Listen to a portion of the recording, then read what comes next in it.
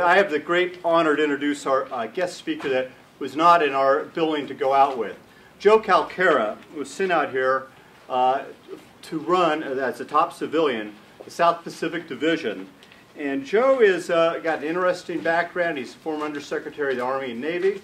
And basically, as a top civilian in the South Pacific Division, Joe is working with General Weir and the Pentagon to put together the plan, and then from there we'll have the next panel, which are going to be talking about how they're going to be trying to implement the plan.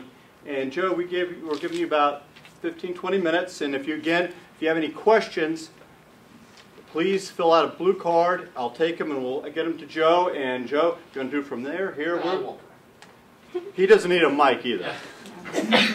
So Joe, thank you very much. Good morning, everybody. Thanks for allowing me a few minutes this morning. I really just wanted to, I'm kind of the oldest new SES in the region here, and I've been in this business about 28 years, mostly working on the infrastructure and facility side for the Army, and prior to that for the Navy. And what I want to talk to you today about is we are changing the way we're doing business, and I don't want this to sound too much like an Amway speech. But we really are looking at trying to get things done faster and better for our customers and our stakeholders. You know, I was the Deputy Assistant Secretary of the Army for the last 6 years living in Washington. And that's a career job, it's not a political. And the way I define that, if you've been working in Washington lately, it's kind of like the guy who follows the elephants behind in the circus with the shovel and just kind of picking up problems and fixing them. But the Army and the Corps of Engineers was able to push $72 billion of construction through the machine on the military side. And they were able to do it for a couple of reasons. Number one, they had very well-defined projects, well-defined programming, dogma and doctrine on what gets programmed, how it gets programmed. And then they had straightforward execution methodologies using centers of expertise to deliver standardized designs and projects faster. So you don't push $72 billion in construction, and I'm talking womb to tomb, from planning requirements through environmental documents through construction, unless you change the way you're doing it. So we're going to try to do this with civil works. And we've identified kind of 4 areas in civil works that we're focused on.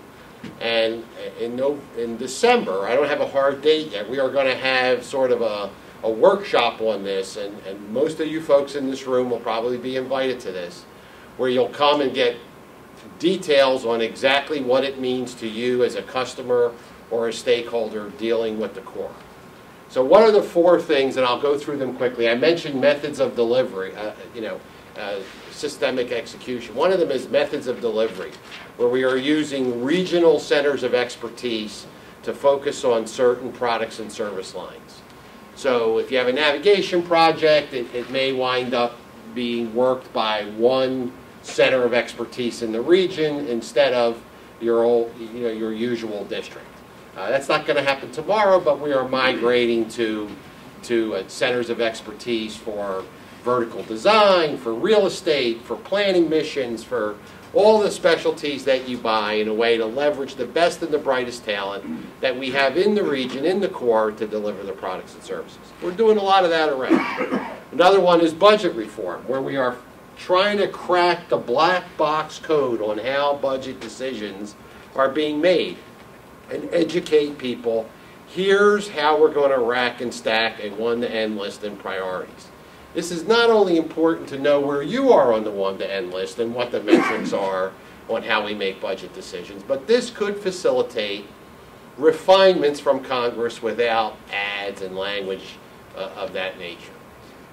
And I was telling the story to one of the attendees here earlier. You know, we had in the Army, we had a very good way of classifying barracks as worst first.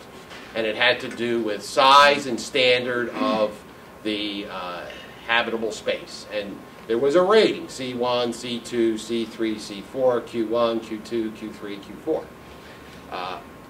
We were able, despite a very dramatic constraint in climate, to get almost $750 million in ads for Barracks by saying we want all your Q4 Barracks taken out of the inventory. How much money is that going to cost? Here's the list. Here's the Q4 list. Great. And all those Barracks got funded. And that's not an ad. That is a programmatic choice to say we want you to fix all your Barracks. So budget reform, some rigor behind how we make choices, clearly defensible, agreeable rigor on how we do that. The third one is infrastructure recapitalization. And there's lots of pieces to this, but the one that I'm most excited about is alternative financing. And this has to do with bringing credit-rated security deals to the table to help with the contributions beside what the federal government puts up, but also with the bond markets. And perhaps tying into water storage, water infrastructure that the Corps has as a contributing plan account asset, a contributing property asset that could in fact create more water flow, more value in the system. And then the last one is planning modernization. And that's the really big one, because that's the one that tends to slow us down in the front end. And we've sort of given it a kind of a cheesy moniker, 333. I hope it lasts longer than Herman Cain's 999. But what it says is we want to get through the planning process in 3 years and $3 million in total expense and produce a 3-ring binder that brings all 3 levels of the Corps of Engineers requirements to the table to get the project into construction. Very, very lofty challenge if you know our planning process. So what we're going to do in December is we're going to lock you up in a room, and I would say without bread and water, but we're actually going to probably give you some lunch, and we're going to tell you the tenets of how we're getting after 333.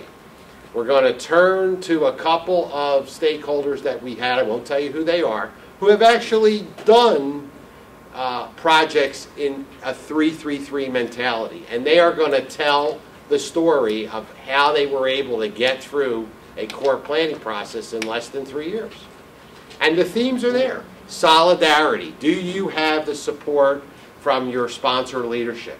Do you have money ready to go so that we don't have to go through this inefficient stop and start process? Are your stakeholders on board? Is there a constituency and a coalition to do this project? Or are you dragging us into something that's half-baked and then we have to fight, I'll use the, a friendly term, your battles for you with your constituents on what's in this project? If you could bring those pieces to the table, what I will bring is a well-defined systemic process that will execute that planning product in 3 years. And then we could get into the construction budget quicker and start building things. I tease the planners. I say, the stencil on our side, that's why I don't have any slides today, but the stencil on our slides is building strong. It's not planning long. Right? It says building strong. Right? I'm an engineer. I like to build things. Okay? So that's my pitch. I have a lot of details on this. Can they get to the SharePoint site, Aris? Do you know if that's public? Not yet. Not yet. Okay. So we are working on little fact sheets that we will have out there before we get there. But it is time to play the game in the budget world.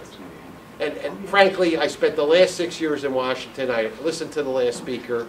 Very courageous with predictions. It's almost like picking football games 5 years in advance. I really don't know what's going to happen. At some point, the gridlock has got to break. The logjam has got to break.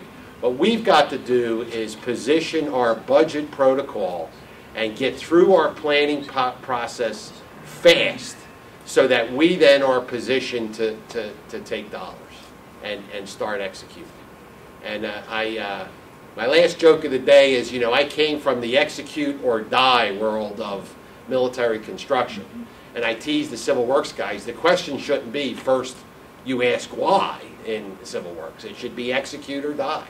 And let's find a way to get these requirements vetted, bought off on by the resource agencies, the stakeholders, fund it and execute it, and think good things will happen.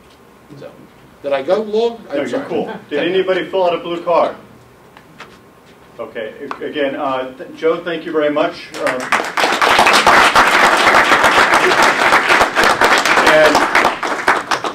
As Joe talked about, there's going to be a meeting for stakeholders. Bay Planning is working with Joe and the Corps to set the meeting up, and he'll, there's people that are coming out, some will be coming out from DC and elsewhere for this, and it'll be by invitation for who the stakeholders are to get their ideas and input. So we thank Joe and his leadership at the